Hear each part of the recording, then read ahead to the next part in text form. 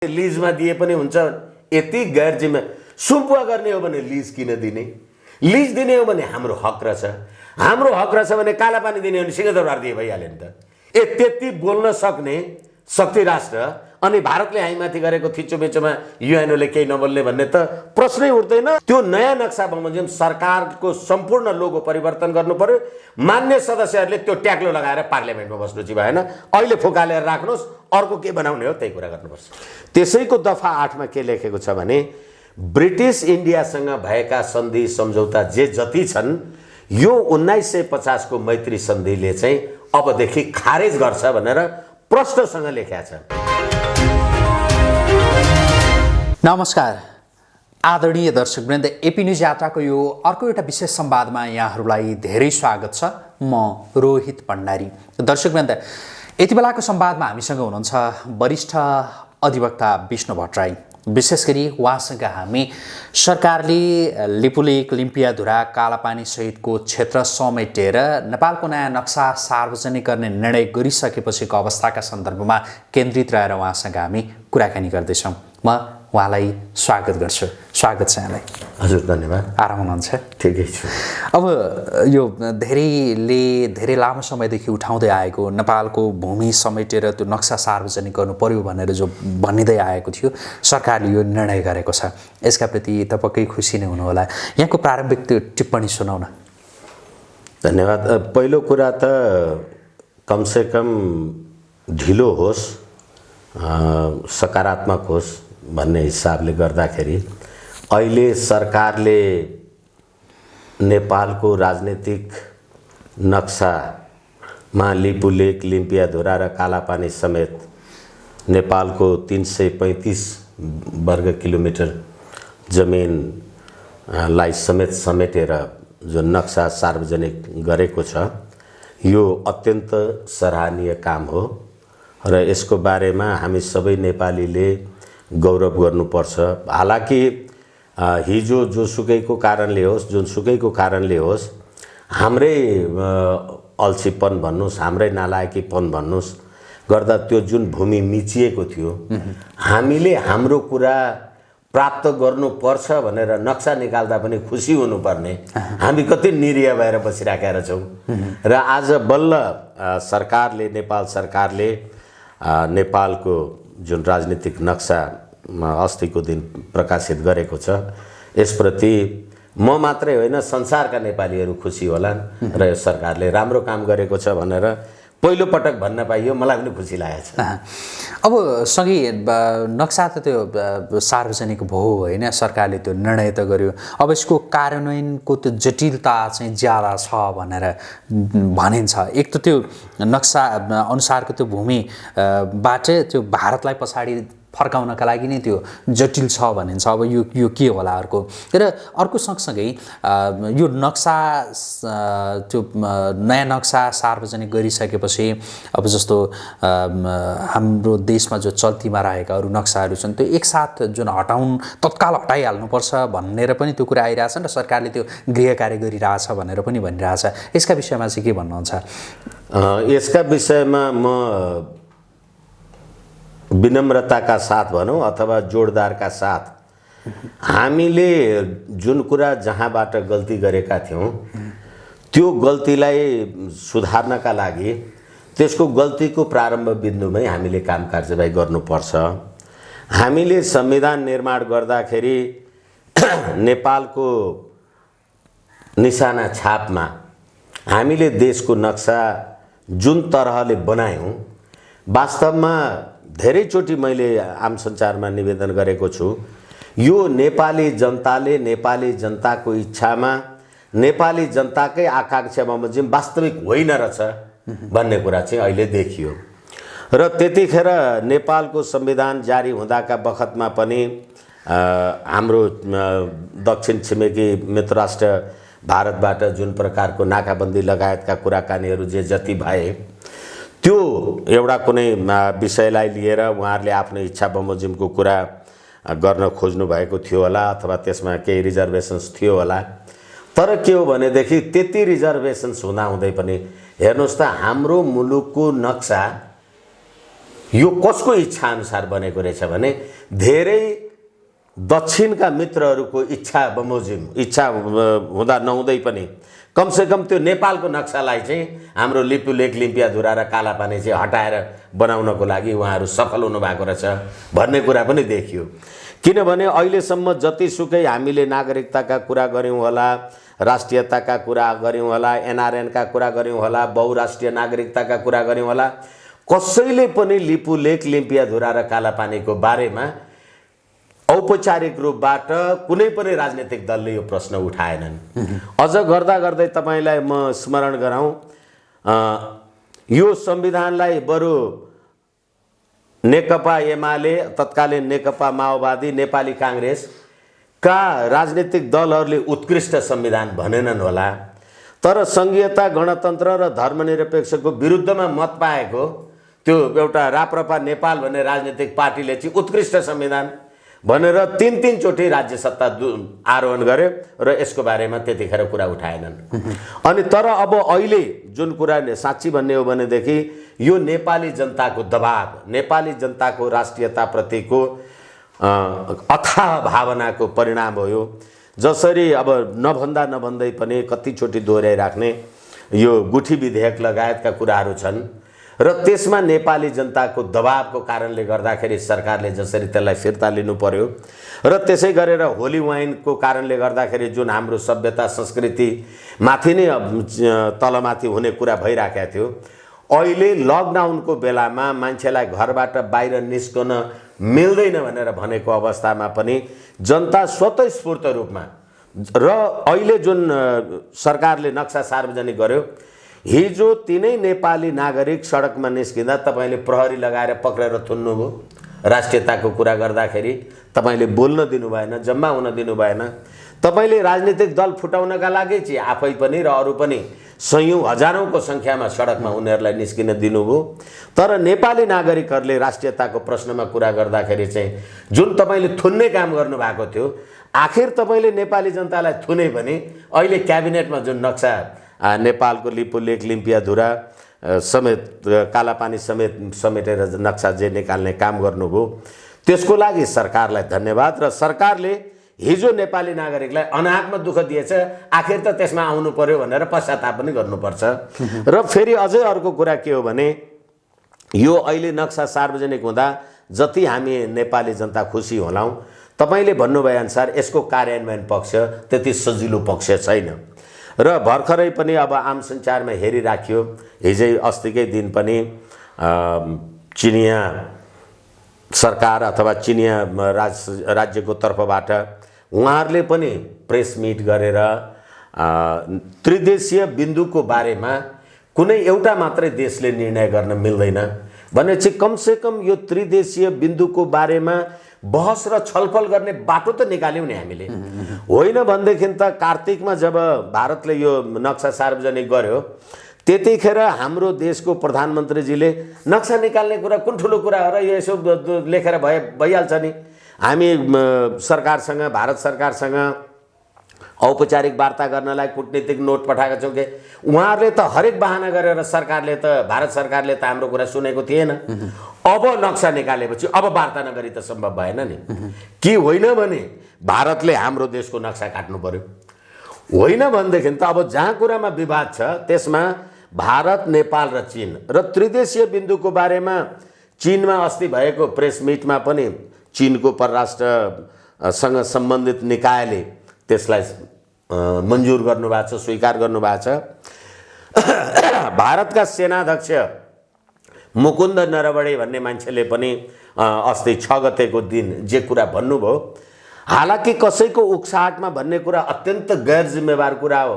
एउटा संप्रभु सत्ता सम्पन्न राष्ट्र नेपाल र अझै अर्को कुरा के हो भनेदेखि नेपालको प्रधान सेनापति भारतीय सेनाको पनि मानार्थ प्रधान सेनापति हुन्छ भनेदेखि त एउटै विषयमा एउटै देशको, अब भन्नुस् न, अब हाम्रो देशको प्रधान सेनापति उहाँहरूको पनि मानार्थ सेनापति हो भने दुईटा सेनापतिको कुरा के झगडा हो त, टन्टा हो त भनेदेखि यो अन्यथा अभिव्यक्तिप्रति आपत्ति हामीले गर्नै पर्छ र त्यो आपत्ति स्वरूप नै यो काम कारबाही भइराखेको छ र नेपालको प्रधान सेनापति जो भारतीय सेनाको पनि प्रधान सेनापति हुनुहुन्छ।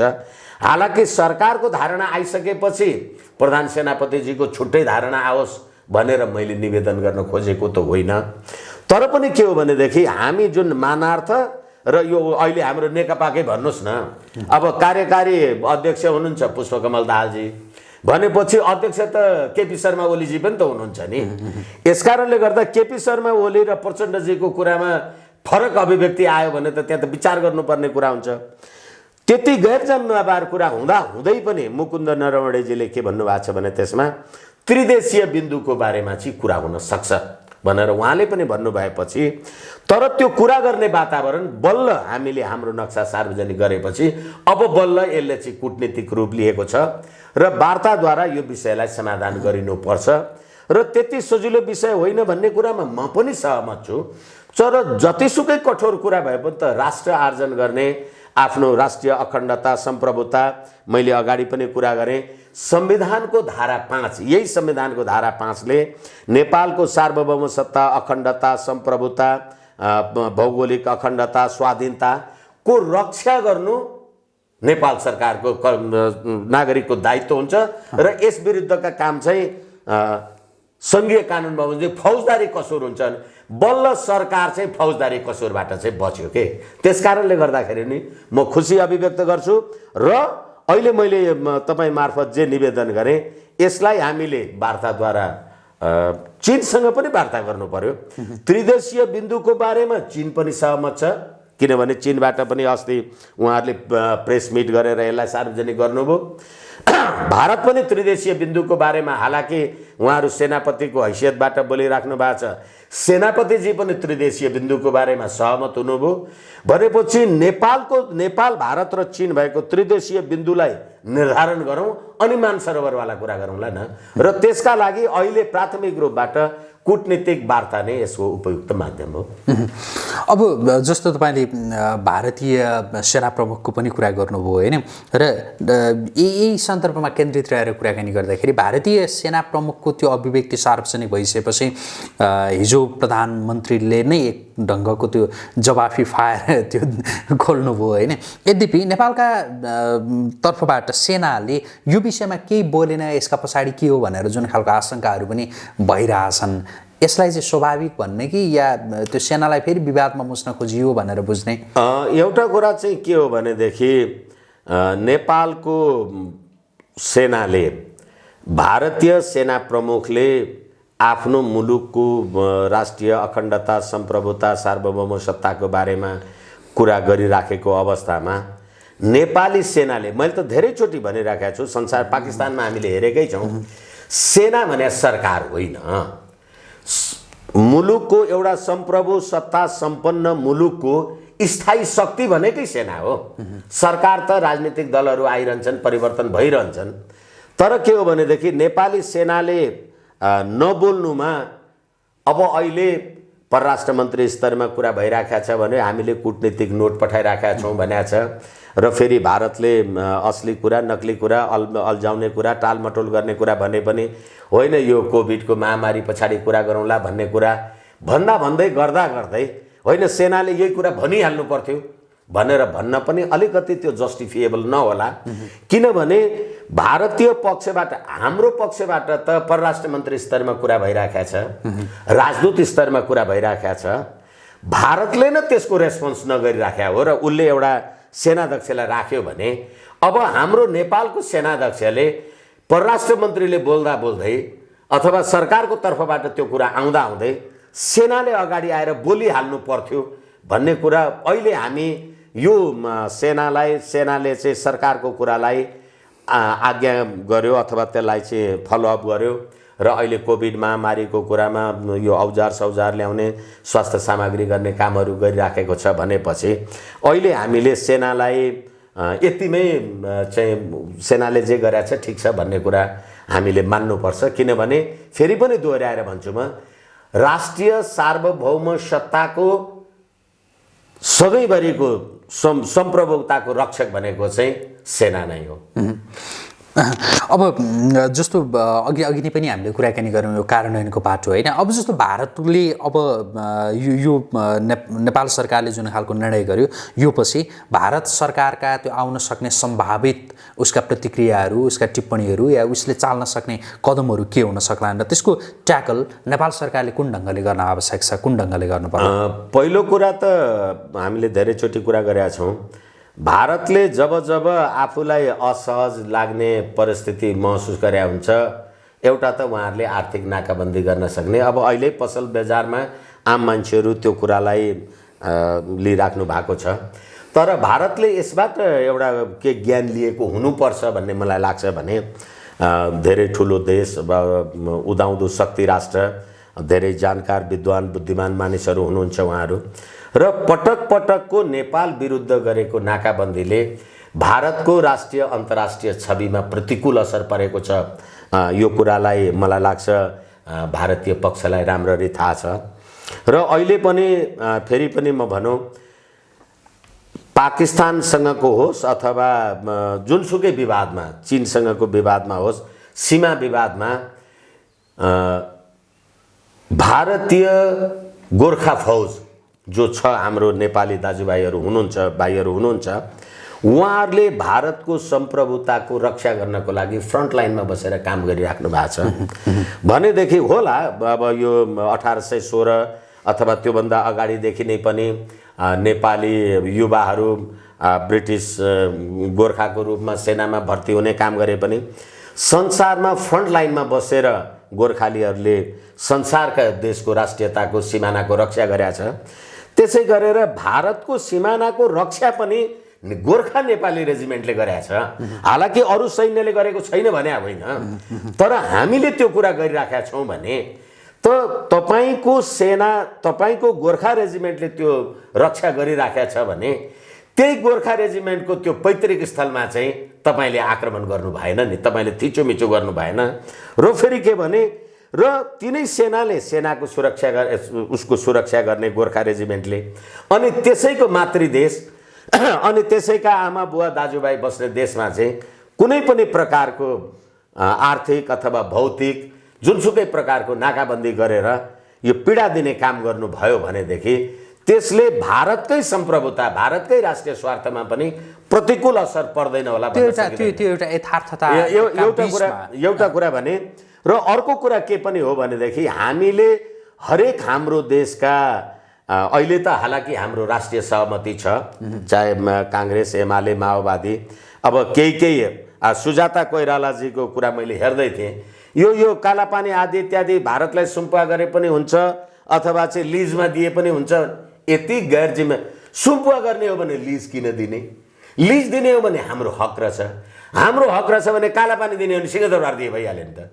यस्ता खालका गैर जिम्मेवार अभिव्यक्ति र त्यसले गर्दाखेरि सत्तामा पुग्ने सिँढीको रूपबाट जे प्रयोग गरे, भारतमा गएर 12 बुँदे सम्झौता गर्ने, दिल्ली सम्झौता गर्ने, जे काम कारबाही गरे, त्यसको बारेमा चाहिँ यो नेपालका राजनीतिक दलहरूले शिक्षा लिनुपर्ने कुरा हो। र तराईको पनि साथीभाइहरूलाई म आदरपूर्वक निवेदन गर्छु, मधेस इज नट नेपाल भन्ने खालको धारणाबाट उहाँहरू पनि मुक्त हुन जरुरी छ।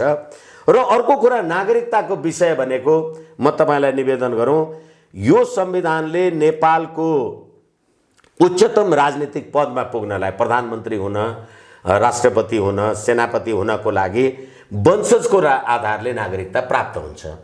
तर के हो भने अहिले तर भोट त जन्मसिद्ध नागरिकले पनि हाले हुन्छ, तर जन्मसिद्ध नागरिक चाहिँ किन त्यो निर्णायक तहमा पुग्दैन भनेदेखि त्यो निर्णायक तहमा पुगेर यदि म चाहिँ विदेशी भूमिमा जन्मेको रहेछु र नेपालको मैले चाहिँ यो अङ्गीकृत नागरिकता लिएको रहेछु, अर्को कुनै नागरिकता लिएको रहेछु भने भोलि नेपाल र त्यो देशको बिचमा द्वन्द्व भयो भने त म त मातृदेशको पक्षमा हुन्छु नि। यसै कारणले गर्दा संविधानले के भन्यो भनेदेखि वंशजको आधारमा मात्रै तपाईँ यो काम कारबाही गर्नुपर्छ भनेपछि अब उहाँहरूले पनि मधेस इज नट नेपाल भन्ने जे धारणा पाल्नु भएको छ, भइराखेको छ, त्यसबाट मुक्त हुन जरुरी छ। दोस्रो कुरा, र यति सबै कुरामा अब अर्को हालाकि अब युएनओ अन्तर्राष्ट्रिय संस्थाहरू त जे छन्, अहिले त्यति परसम्म नजाउँ, तर पनि हामीले यो अहिले जुन नक्सा सार्वजनिक गरेको छौँ त्यसबारेमा राजनीतिक वार्ता गर्नका लागि अहिलेको दुनियाँमा लकडाउन छ नि, भारतमा पनि लकडाउन छ।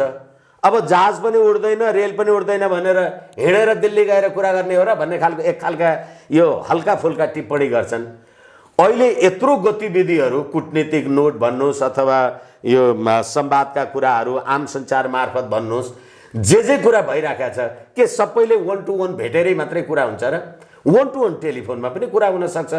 र त्यत्रो सद्भाव राख्ने, नेपालप्रति सद्भाव राख्ने अथवा वर्तमान प्रधानमन्त्रीजीको यो दोस्रो कार्यकाल, उहाँले नेपाल र भारतको सम्बन्ध विशिष्ट छ भनेर नेपालको संविधान सभाको उसमा आएर बोल्नुभएका कुरा, ती सबै कुराले गर्दाखेरि भारतका प्रधानमन्त्रीजीले यो कुरालाई अन्यथा लिनुहुन्छ भन्ने मलाई लाग्दैन। तर हाम्रो अहिले जुन हाम्रो राष्ट्रिय एकता अखण्डता यो विषयमा हामी एक छौँ, त्यसको एकताको निरन्तरता चाहिँ आवश्यक पर्छ। एउटा सम्भावना चाहिँ तपाईँले नाकाबन्दीको सम्भावना देखिरहनु भएको छ, त्यो सम्भावनालाई नकार्न सकिन्न। त्यो सम्भावनालाई नकार्न किन सकिँदैन भनेदेखि यो हामीहरू भन्छौँ नि, a guilty man is always suspicious भनेर, दुधले मुख पोल्या मान्छे मोही पुगेर। हरेक घटनाहरूमा जब जब नेपालमा कुनै न कुनै नयाँ कुरा हुन्छ, हामीले संविधान बनायौँ, हालाकि संविधानसँग सहमति असहमति हाम्रो देशभित्रको कुरा हामी गर्छौँ, तर हाम्रो देशमा संविधान बनायौँ, तपाईँले किन नाकाबन्दी गर्नुभयो, के कारणले नाकाबन्दी गर्नुभयो र के कारणले छोड्नुभयो? अब त्यस्तै भूकम्पको बेलाको कुरा गर्नुहोस्, होइन? त्यतिखेर अब मरिचमानजीको पालिको उसलाई चाहिँ कुरा गर्नुहोस् भनेदेखि हरेक पटक नेपाली जनता भारतसँग जहिले पनि सशङ्कित हुनुपर्ने कारण चाहिँ हरेक कुरामा आफ्नो इच्छालाई इन्ट्रोड्युस गर्ने। र हिजोसम्म तपाईँको घरमा बसेर मैले भाँडा मोलिराखेको छु, अब अहिले कोरोना महामारीले क्वारेन्टाइन भयो भने तपाईँ महिना दिन त्यो काम गर्ने आफ्नो मान्छेलाई भात खान दिन सक्नुहुन्न र उसको स्वास्थ्य परीक्षण नगरिकन बोर्डरमा ल्याएर छोड्नुहुन्छ, अनि त्यहाँबाट मिचामिच गरेर राति राति यता यता उता उता छिराउनुहुन्छ। यो नीति नियत चाहिँ जे भइरहेको छ यसको बारेमा भारत सरकार पनि जानकार हुनुपर्छ र असल छिमेकीपनको कुरा नरेन्द्र मोदीजीहरूलाई हामीले सम्झाइराख्नु पर्दैन नि, हामीभन्दा धेरै जानकार शक्ति राष्ट्र हुनुहुन्छ र यस्तो खालको पटक पटकका कामले गर्दा भारत जुन विश्व राजनीतिमा बदनाम भएको छ नाकाबन्दीको कारणले, त्यो गर्ने छैनन् भन्ने पनि म सदाशय राख्न चाहन्छु। तर योभन्दा अगाडि हेर्ने हो भनेदेखि पटक पटक गरेको छ, होइन? विशेष गरी राष्ट्रियताका सवालमा जब नेपालका तर्फबाट त्यो एक खालको अडान र एक खालको भारतका प्रति जुन खालका जवाफहरू व्यक्त हुन्छन्, त्यसपछि उसले यो नाकाबन्दीका यी खालका कदमहरू उसले चालेको पाइन्छ। चाहे संविधान निर्माणका क्रममा भन्नुहोस्, त्यो संविधानका प्रति असन्तुष्टि विमति आफ्ना ठाउँमा छन् यद्यपि त्यति बेला भन्नुहोस्, चाहे मरिचमान सिंहका पालामा भन्नुहोस्, र अब यति बेला चाहिँ मानिलिउँ तपाईँले भने जस्तो नहोस्, होइन, नगरोस्, तर केही गरी भारतले नाकाबन्दीको त्यो स्टेप कुनै ढङ्गले चाल्यो, यही कोरोनालाई कारण देखाएर पनि चाल्न सक्छ, होइन? चाल्यो भनेदेखि नेपालले के गर्नुपर्छ, नेपाल सरकारले लिनुपर्ने अरू थप कदम? हो, निश्चित रूपमा नेपाल सरकारले लिनुपर्ने थप कदमको बारेमा अहिले जसरी हामीले स्वास्थ्य सामग्री अथवा भन्नुहोस् न, अहिले नेपाली जनता क्वारेन्टाइनमा बसेका छन् भनेको कारणले गर्दा हामीले हाम्रो किसानको तरकारी बारीमा फलेको तरकारी बजार ल्याएर बेच्न नपाएर कुहिएर गइरहेको छ र भारतबाट आएको करोडौँ अरबौँको तरकारी त कुनै चेक जाँच बिना मुलुकमा आइरहेको छ नि। यो कुराबाट भारत अनभिज्ञ छ भन्ने कुरा मलाई लाग्दैन। र सरकारले के हो भने जसरी हामीले संविधान आउँदाखेरि पनि भारतले गरेको नाकाबन्दीलाई बहन गरेकै हौँ, एक प्रकार त हामी नेपालीहरू अभ्यस्त पनि छौँ र अहिले नेपाली जनता पनि मानसिक रूपले चाहिँ तयार हुनुपर्छ। यदि यस्तो खालको नाकाबन्दी आयो भने हामी सहन्छौँ। तर अब अहिले जोडिएको एउटा प्रश्न के छ भने कोरोना महामारीको अवस्था चाहिँ छ, तर कोरोना महामारीको अवस्था नेपालभित्र मात्रै छैन नि, कोरोना महामारीको अवस्था त संसारभरि छ। यदि कोरोनालाई देखाएर भारतले नाकाबन्दी गर्ने हो भने कोरोना प्रारम्भ भएको त 2 महिना 3 महिनाभन्दा बढी भयो हामी सफर गरिराखेका छौँ र यो अवस्थामा red John, yellow John, green John गरेर उहाँहरूले पनि जेन प्रकारका आफ्ना दैनिक व्यवस्थाहरू अथवा होइन भने त संसारै आर्थिक रूपले चौपट तहस नहस हुने स्थिति छ। हामीले पनि हाम्रा सम्भव भएका उद्योग धन्दा कल कारखानाहरूमा स्वास्थ्यलाई ध्यानमा राख्दै सीमाको सुरक्षा गर्दै, त्यसैले नै राष्ट्र हो। सजिलो भयो भने त राष्ट्र आर्जन गर्न सजिलो जति गाह्रो होला, बचाइराख्नलाई झन् धेरै गाह्रो हुन्छ नि। यसै कारणले गर्दाखेरि सरकारले त्यस प्रकारको बन्दोबस्त अहिलेदेखि सोच्नुपर्छ। हुनसक्छ अरू छिमेकी मित्रसँग कुरा गरेर हुनसक्छ, अथवा अहिले तपाईँ र म जे कुरा गरिराखेका छौँ यो कुराको बारेमा हामीले हाम्रो कूटनीतिक नोट अथवा हाम्रो सरकारी स्तरमा पटक पटक नेपाली जनताले यो प्रकारको पीडा तपाईहरूसँग भोगिराखेको छ। यसको बारेमा पनि चाहिँ सम्मानित भारतीय सरकारलाई हामी चाहिँ स्मरण गराउन चाहन्छौँ। भन्यो भनेदेखि त्यो पनि एउटा समाधानको उपाय हुन सक्छ। र फेरि के हो भने मरिसमानजीको पालीमा जुन प्रकारले त्यत्रो नाकाबन्दी गर्दा गर्दै जहाजबाट पनि सामग्रीहरू ल्याउने ढुवानी गर्ने कुरा भएको छ। हालाकि संसार धेरै अघि बढिसकेको छ। अब तपाईले नाकाबन्दी गरेको मात्रै कारणले गर्दाखेरि यो उद्देश्यलाई तपाईँ नाकाबन्दी गर्दै जाने, अर्काको राष्ट्रिय सम्प्रभुता र अखण्डता तपाईँ प्राप्त गर्दै जाने हो भने त 1 महिना नाकाबन्दी गर्नुस्, लिपुले कालापानी आउने भयो, 2 महिना गर्नुस् झापाको सुस्ता सुस्ता आउने भयो, के अरे यो हाम्रो राजगढको सिमाना आउने भयो, अनि गर्दा गर्दै 6 महिना गर्नु भने त सिंहदरबारै आउने। यो अर्थमा भारतीयहरूले बुझ्नुहुन्छ भन्ने मलाई लाग्दैन, त्यस्तो गर्नुहुन्न। र सरकारको तर्फबाट अहिले यो बारेमा सचेत हुनुपर्छ। पूर्व तयारी अपनाउन आवश्यक छ। पूर्व तयारी अपनाउन आवश्यक छ। र त्यो पूर्व तयारीको स्वरूप अहिले बन्दाबन्दीमा पनि त धेरै दिन बसिराखेका छन् नि मान्छेहरू। अब त हिजो सरकारले गरिब दुखी मान्छेहरू जो चाहिँ दिनभरि ज्याला मजदुरी गरेर खान पाउँदैनन् उनलाई राहत दिनुपर्छ। अब अहिले सरकार करको दायरा बढाउँछु भनेको छ। अब सरकारले त यो कोरोना महामारीलाई यदि अझै व्यवस्थित रूपले यो उद्योग धन्दा कल कारखानालाई व्यवस्थापन गर्न सकेन भने अब त राहतको दायरा बढाउने बेला हो। किनभने महिनावारी काम गरेर जो मान्छे 20-25-30 हजार पाउँथ्यो होला, ऊ 2 महिना बसेर खायो, अब त्यो तलब आउँदैन। अब चामल बोक्न पनि कहाँ जाने भने जाने त्यो ऊ मजदुर पनि होइन, अनि सरकारले अर्को काम गर्ने वातावरण पनि दिँदैन। भनेपछि कोरोना महामारीको कारणले र संसारमा, हालाकि यो भन्दा अलिकति अप्रिय हुन सक्छ, कोरोनाले संसारमा सबै मान्छे त मर्या छैनन् नि। कोरोना लागेका पनि लाखौं लाख मान्छेहरू निको भएर आइरहेका छन्। हालाकि अब सरकारले गलत गर्यो अथवा यो हाम्रो स्वास्थ्य क्षेत्रमा पनि केही बेइमानी भएको छ कि त्यो त म निवेदन गर्न सक्दिनँ। तर भर्खरै हाम्रो काभ्रेमा एकजना 29 वर्षीय सुत्केरी जुन त्यसका मैले रोकेँ, त्यसका विषयमा हामी पछि कुरा गरौँला, अर्को अङ्कमा कुरा गरौँला कोरोनाको विषयमा। यद्यपि अहिले विशेष गरी यो नक्सा सार्वजनिक गर्ने त्यो निर्णय पछिको उत्पन्न परिस्थितिका विषयमा म अलिकति बढी केन्द्रित हुन चाहेँ। जस्तो अब भारतले चाल्न सक्ने त्यो स्टेपका विषयमा कुरा गरिरहँदाखेरि अब जस्तो नेपालले त्यो नक्सा मात्रै त्यो नक्साका लागि मात्रै सार्वजनिक गरेको होइन होला भनौँ होइन। अब सरकारले अब कुन ढङ्गले अगाडि बढ्छ, अब सरकारले कुन ढङ्गले अगाडि बढ्न आवश्यक छ ताकि त्यो हाम्रो भूमिबाट भारत पछाडि फर्किन त्यो बाध्य होस्। यति बेला भारतले भनिराखेको छ कि त्यो त हामीले नेपालको भूमि कब्जा गरेको होइन, त्यो हाम्रो भूमि हो र हाम्रो भूमि चाहिँ बरु अब नेपालले कब्जा गर्यो भनेर उल्टो आरोप लगाइरहेको छ। यसैले मैले निवेदन गरेँ। मैले त्यो अलिकति के जोड्न खोजेको थिएँ भने तपाईँकै प्रश्नलाई लिएर यो श्वास प्रश्वासबाटै सर्ने केबाटै सर्ने भनेर डराइराख्नु परेन। किनभने अब संसारमा जति मान्छे मर्या होलान्, सास फेर्ने जति त सबै मर्या छैनन् नि। त्यही मात्रै भन्न खोजेँ। तपाईँले भनेको कुरालाई नै सम्बोधन गर्दै अहिले ठिक छ, यत्तिकै कुरामा उनीहरू अथवा भारतीयहरू खरकै फिर्ता जाने अथवा यो जाने परिस्थिति त छैन र सरकारले पनि नक्सा निकाल्नका लागि निकालेको हो भन्ने कुरा। दुईटा सम्प्रभु सत्ता सम्पन्न देशको बारेमा आखिर भूगोलको कारणले त एक देश अर्को देशसँग जहाँ पनि जोडिएको छ। भारत नै पनि पाकिस्तानसँग पनि जोडिएको होला, बर्मासँग पनि जोडिएको होला, त्यसकारणले बङ्गलादेशसँग पनि जोडिएको होला।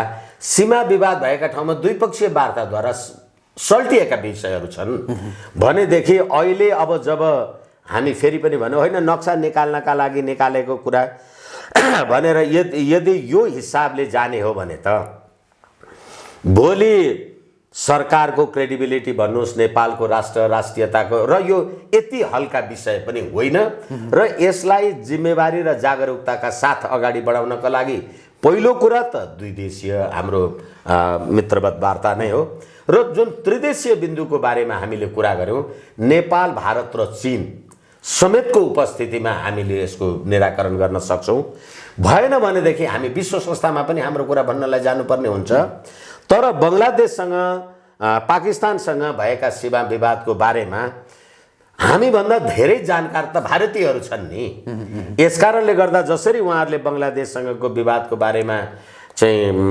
सहमतिमा पुग्नुभयो बङ्गलादेशसँग सहमतिमा पुग्ने भारत र फेरि अर्को कुरा 1816 को सुगौली सन्धिको बारेमा त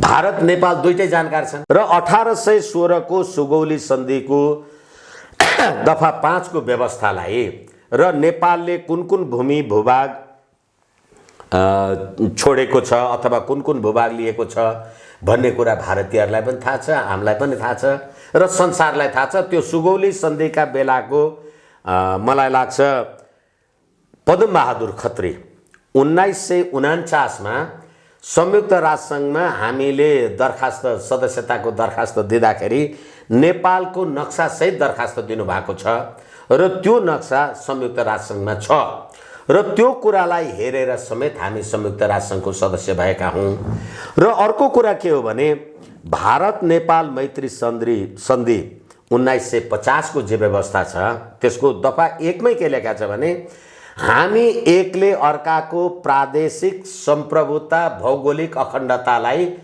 आदरपूर्वक स्वीकार गर्छौँ भनेको छ म तपाईलाई फेरि पनि निवेदन गर्छु आदर गर्दछौँ भनेको छ स्वीकार गर्छौँ भनेको छ भनेदेखि त्यो 1950 को सन्धि भारतलाई थाहा छैन भन्ने कुरा भएन र त्यसैको दफा 8 मा के लेखेको छ भने म तपाईलाई फेरि पनि निवेदन गरौँ त्यसैको दफा 8 मा के लेखेको छ भने ब्रिटिस इन्डियासँग भएका सन्धि सम्झौता जे जति छन् यो 1950 को मैत्री सन्धिले चाहिँ अबदेखि खारेज गर्छ भनेर प्रश्नसँग लेखेको छ हालाकि 1950 को सन्धिसँग सहमत असहमत हुने पनि ठुलो जमात छ हाम्रो देशभित्र हामीहरू पनि कति सहमत छौँ असहमत छौँ हाम्रो ठाउँमा छ तर 1816 को सुगौली सन्धि र 1950 को भारत नेपाल मैत्री सन्धि लाई आधार मानेर कुरा गर्दाखेरि यसमा मिल्नु नपर्ने कुरै केही छैन यसकारणले गर्दाखेरि सरकारले यिनै दस्तावेजहरूको आधारमा कुरा गर्ने हो र त्यसमा त्रिदेशीय बिन्दु भनेपछि चीनको पनि संलग्नता चीनसँग पनि हामी यो कुरा गर्न सक्छौँ होइन भनेदेखि त हामी एउटा संयुक्त राष्ट्रसङ्घको सदस्य हुने एउटा सम्प्रभु सम्पन्न राष्ट्र हुने अनि आज नक्सा निकाल्ने भोलि के गर्ने एक किता काट गरे हो र तपाईँ र मेरो जग्गा तपाईँको 5 रोपनी जग्गा थियो 2 रोपनी मैले लिएँ भने ए बाबा लियो भने पनि त राजीनामा त चाहियो नि लिखत त हुनु पर्ला नि तर लिखत त 1816 को लिखत र 1950 को सन्धि छैन लिखत त्यो लिखत बमोजिम गरौँ न अब यो नेपाल र भारतको भूमिको विवादको विषयलाई चाहिँ अन्तर्राष्ट्रिय जगतले यो यी दुई देश बीचको त्यो विवाद हो भनेर हेर्ला नि या यो विषयमा अब अरू देशहरू पनि पस्न सक्ने खेल्न सक्ने त्यो सम्भावना देखिन्छ होइन किनभनेदेखि संयुक्त राष्ट्रसङ्घ निर्माणको उद्देश्य के हो भनेदेखि संसारमा शान्ति मैत्री छाओस् भन्ने हिसाबले र पटक पटक यो अथवा त्यो उसको बडापत्रमै लेखिएको छ गएका दुईवटा अकथनीय विश्वयुद्धको कारणले जुन मानव नरसंहार भयो त्यसबाट मानव जगतलाई बचाउनका लागि हामीले यो कुरा गरेका छौँ भनेर त्यो 1947 को हाम्रो त्यो घोषणापत्रमा 1945 मलाई लाग्छ घोषणापत्रमा लेखेको छ युएनओको चार्टरमा लेखेको छ भनेपछि अब त्यसो भने त हामी जस्ता साना मुलुकहरू त्यसो भने चीनले किन मान्ने नि अहिले त्रिदेशीय बिन्दुको बारेमा कुरा गर्न त भारतको सेनापति पनि त्रिदेशीय बिन्दुको बारेमा कुरा गर्न ठिक छ त्यसको बारेमा विवाद बाँकी छ भन्छ चीन पनि त्रिदेशीय बिन्दुको कुरा छ दुई देशले मात्रै कुराकानी गर्न सक्दैन भनेको छ आजै सार्वजनिक रूपबाट आम सञ्चारमा लेखेको छ होइन यो दुई देशीय मित्रवत कुरा मित्रवत मिलेर जाओस् कसैले एक्लै कसैलाई मिचेर जान मिल्दैन भन्ने अभिप्रायको खबर आइराखेको छ। त्यसैले एकछिनलाई मान्नुहोस् न, तपाईँ र म छिमेकी रहेछौँ, तपाईँ र मेरो बिचमा झगडा भयो अथवा हामी मिलेनौँ भने तपाईँले मलाई बलपूर्वक मिच्न थाल्नुभयो भने अर्को छिमेकीले त्यो भट्टराईजीलाई तिमीले यसो गर्न पाउँदैनौ भनेर भन्ने त स्वाभाविक कुरा हो नि। जस्तै भन्नुहोस् न, अहिले सडकमा यो त कुकुर तुकुरहरू पनि हुलहाल गरेर बसिराखेका छन्, त्यो आफ्नो ग्रुपकोलाई अर्कोलाई आएर टोक्न खोज्यो भने त्यो सबै ग्रुप भएर यसलाई यसो नगर त भन्छन् नि यार। अन्तर्राष्ट्रिय जगतले यो पक्ष विपक्षमा विभाजित होला कि यो विषयमा, या तटस्थ रहला?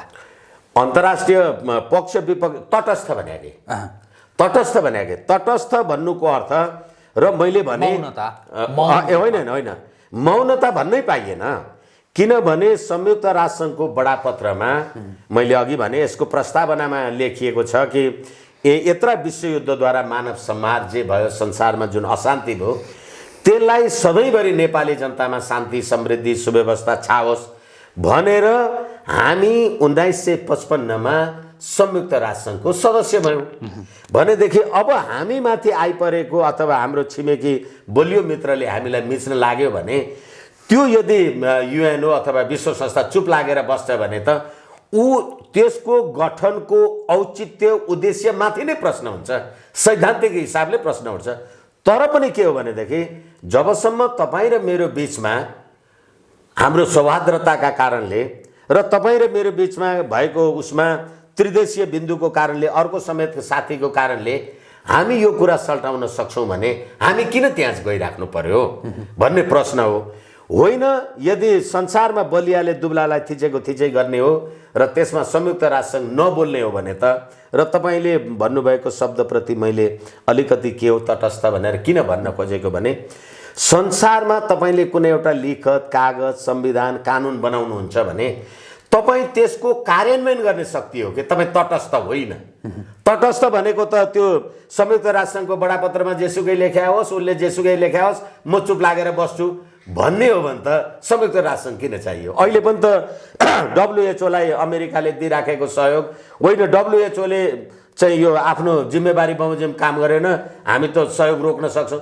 त्यति बोल्न सक्ने शक्ति राष्ट्र अनि भारतले हामीमाथि गरेको थिचोमिचोमा युएनओले केही नबोल्ने भन्ने त प्रश्नै उठ्दैन। र ती सिद्धान्त र यी सन्धिका प्रमाणहरूको आधारमा, संयुक्त राष्ट्रसङ्घको घोषणापत्रको आधारमा, बडापत्रको आधारमा संयुक्त राष्ट्रसङ्घले यस कुरामा बोल्नै पर्छ, बोल्छ र तटस्थ भन्ने कुरा हुँदैन।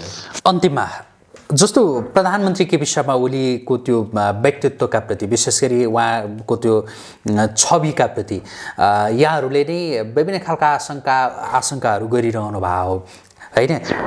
जस्तो यहाँसँगैका कतिपय अन्तर्वार्ताहरू हेर्ने हो भनेदेखि यहाँले पटक पटक भन्नुभएको छ कि त्यो देखाउने एक खालको र अर्को छ भन्ने खालको त्यो भन्नुभएको थियो।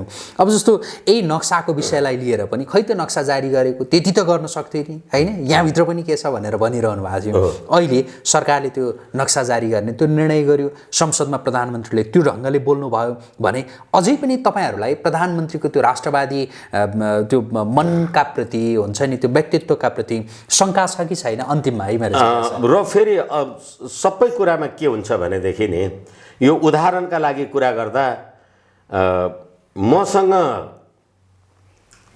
2-4 10-20 अथवा 2-4 हजार 2-4 लाख रहेछ भनेदेखि होइन म कहिल्यै मासु खाँदैन रहेछु अथवा म कुनै मादक पदार्थ सेवन गर्दैन रहेछु भनेदेखि मसँग 100 रुपियाँ छ, ठिकै छ, 50 रुपियाँको खाएर हेरौँ त त्यो लाग्यो साग्यो नसाग्यो के हुने रहेछ अनुभव गरौँ भन्यो भने त्यो एउटा कुरा हो।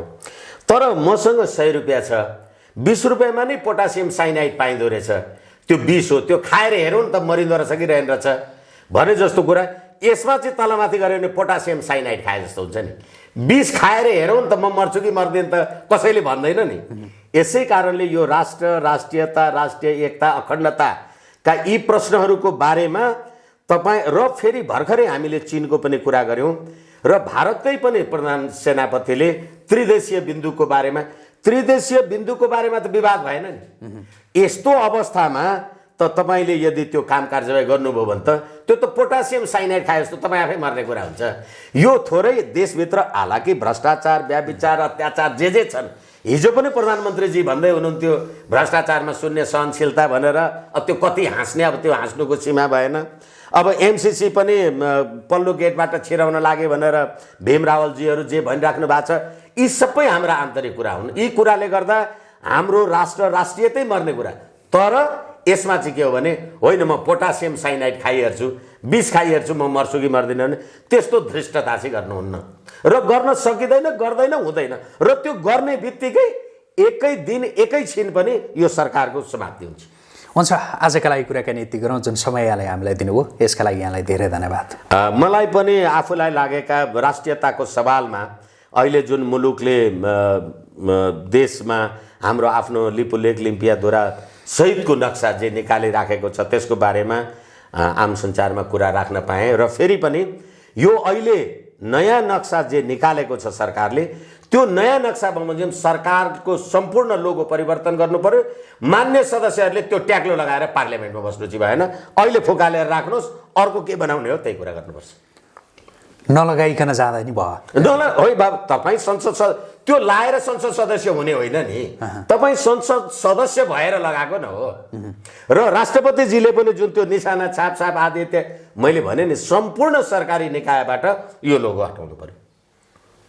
र ठिक छ, अहिले हामी हाम्रो देशको लिपुलेख लिम्पियाधुरावाला जे छ त्यही प्रयोग गरौँ न। र जुन कुरामा राष्ट्रिय सहमति छ, हिजो बनाएको लोगो त काम नलाग्ने रहेछ, यो त राष्ट्रघाती पो रहेछ भन्ने प्रमाणित भइसक्यो, त्यही राष्ट्रघाती लगाएर गएर तपाईँ भाषण गर्नुहुन्छ। यसैले गर्दाखेरि त्यसको कार्यान्वयन पार्लियामेन्टबाट आजै सुरु हुनु पर्यो। हस्, यहाँलाई फेरि धन्यवाद। हस्, मलाई मेरो कुरा राख्न दिनुभयो, बहुत बहुत धन्यवाद। हस्, आदरणीय दर्शकवृन्द, हामी कुराकानी गर्दैथ्यौँ वरिष्ठ अधिवक्ता विष्णु भट्टराईसँग। उहाँसँगको यो कुराकानीसँगै एपी न्युज यात्राको यो विशेष संवाद अहिलेका लागि यहीँ सकिन्छ। एपी न्युज यात्रा सँगै रहनुहोला। नमस्कार।